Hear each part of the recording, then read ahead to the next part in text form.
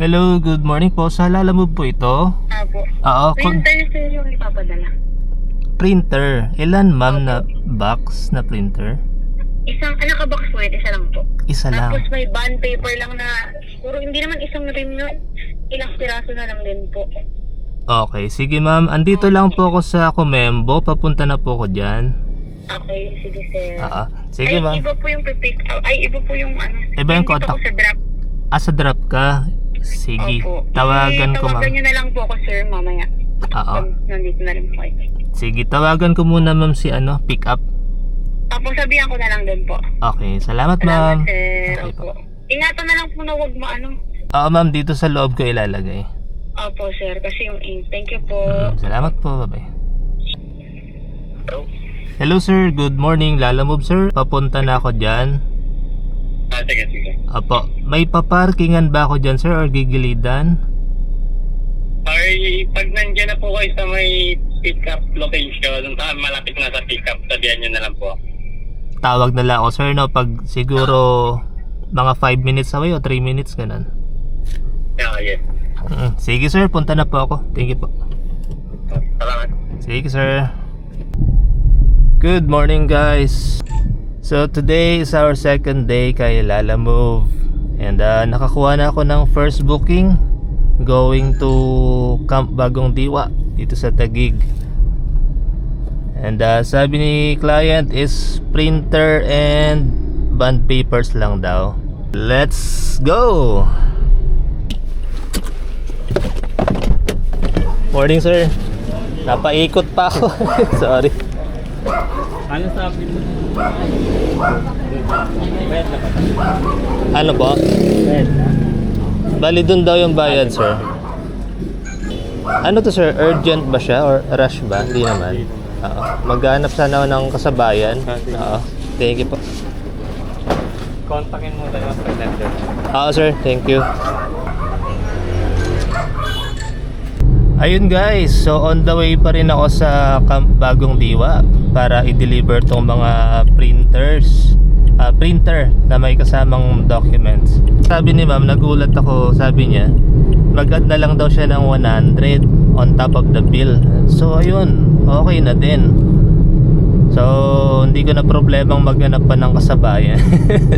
Kasi kanina wala talaga papuntang Camp Bagong Diwa. Win-win naman, madidiretso natin na deliver, mapapaaga. Tapos, ayun, hindi naman tayo logi maski pa paano kasi may dagdag. Ayun guys, update ko kayo kapag dating ko sa drop-off location sa Camp Bagong Diwa. Let's go! Morning po, bukas na po dyan. Malayo ba? Sakto lang. Picturean ko na lang po. Na-receive nyo na. Okay, thank you po. So yun guys, na-drop off ko na yung first booking papunta dito sa Camp Bagong Diwa, mga printer and documents.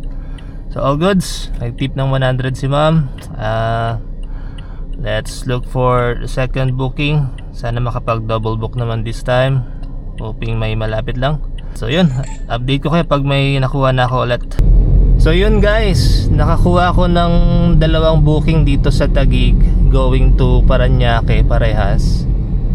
So 2 headlight ng kotse. Tapos monoblocks, parang 4 na monoblocks. And then pagdating ko ng Parañaque, may pipick upin ako doon, third booking going to Taguig naman, pabalik. Turn left on Bonifacio Avenue. So parang triple booking to. So punta muna tayong Parañaque. Deliver natin yung isang regular and pooling na booking, yung headlight tsaka yung monoblocks. 600 meters. Let's Turn go. right on East. Update ko kayo kapag nakarating na ako sa drop off location. Tao po Sir, Lalamove galing Taguig.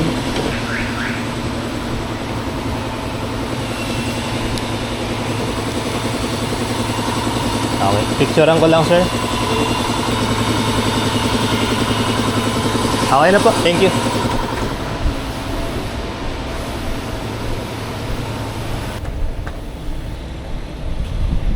Good morning po, sa Lalamove po ito. Bali sir, malapit na ako, mga 2.2 kilometers, mga 15 minutes. Sige. Opo. Alright.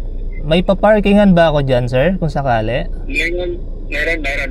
Pasok ka lang dun sa Yellow Street. Then pagpasok mo ng gate kanan, dire-diretso sa dulo, then kaliwa, may makikita kang silver na Innova. Sa likod nun, pwede kang tumigil. Silver Sa na likod Innova. ng Innova.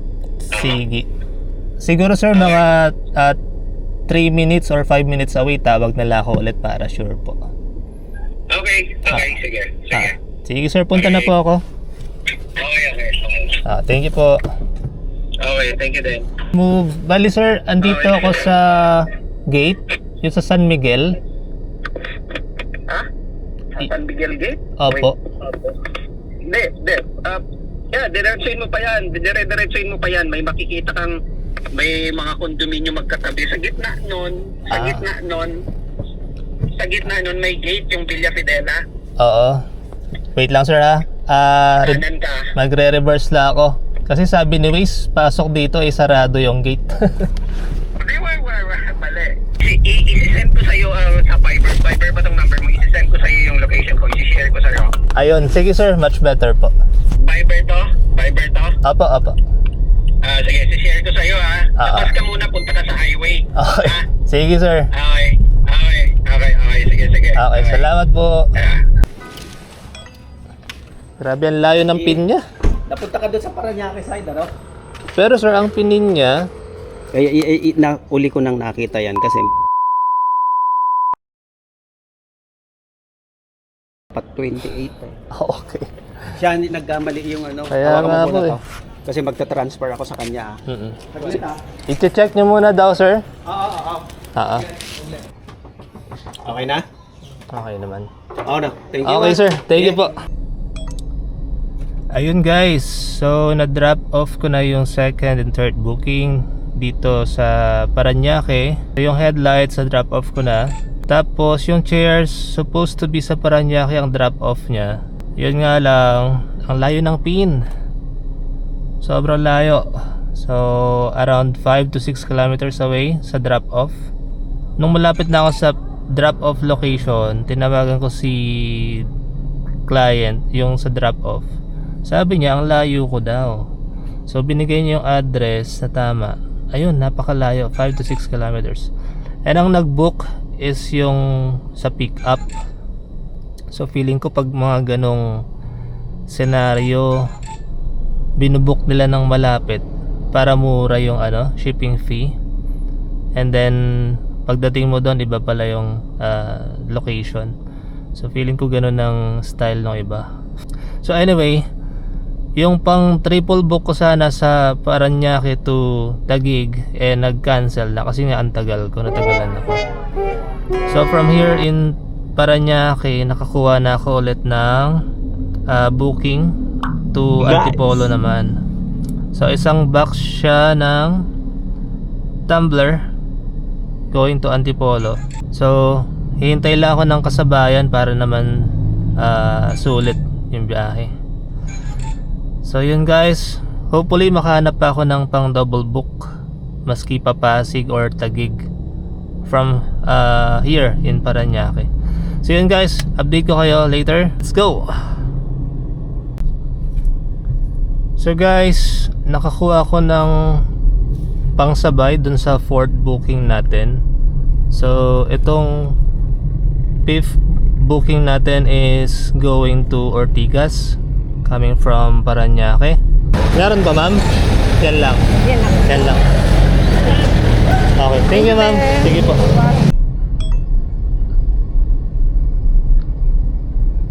Ayun guys, so na-drop off ko na sa Ortigas yung fifth booking na 4 boxes ng calendar.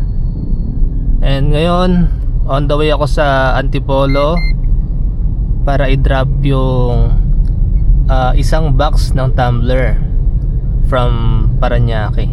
So update ko ulit kayo guys pag na-drop na natin sa Antipolo. Let's go! Hello po, good evening. Lalamove po ito. Confirm ko lang po, ano yung papadala sa Makati? Sige po. Mga ilang box to, ma'am? Isa lang po. Okay. Sige po, on the way na po ako. Thank you po. Salamat po. Sir, good evening po. Hello. Kasya po ba, sir? Kasagin po. Ay, babasagin. Dahan-dahan na lang. Okay, salamat, sir. Sige, thank you. Picture ako na lang. So yun guys, time check 6:46. Nandito ako sa somewhere in Ortigas Avenue going to Makati. So may di-deliver ako isang malaking box na parang Christmas decor na babasagin. Tapos regular booking siya, pero sabi ni ma'am i-diretso ko na daw. Titip na lang daw siya and medyo nagmamadali. Sabi ko dapat priority, pero ayun. So sobrang kalat-kalat ng booking ko today. Paranaque, Antipolo, men. So hopefully figure out ko yung diskarte niya next time. And ayun. So estimated time arrival ko doon is 8. After that, siguro hanap ako ng booking pa BGC pa uwi kung meron. Kung wala, gapang. So yun guys, update ko kayo pag na-drop off ko na yung booking from Antipolo going to Makati. Let's go! Ayun guys, so from here sa Makati, may nakuha ulit tayong booking from Pandacan to PGC. So pag go home na, hindi ko na sure kung pang ilang booking to, pang 8 yata, pero at least pag go home to. Thank you Lord. Tara, let's go, kunin na natin. Dito na lang po para malamigan. Ay, Tops, dalawa ata yan. Dalawang box yan. Sir, sa drop off may magbubuhat naman yan. Meron naman. Okay. Okay, picturean ko lang. Halos every week nag-ano. Salamat, sir. Thank you po.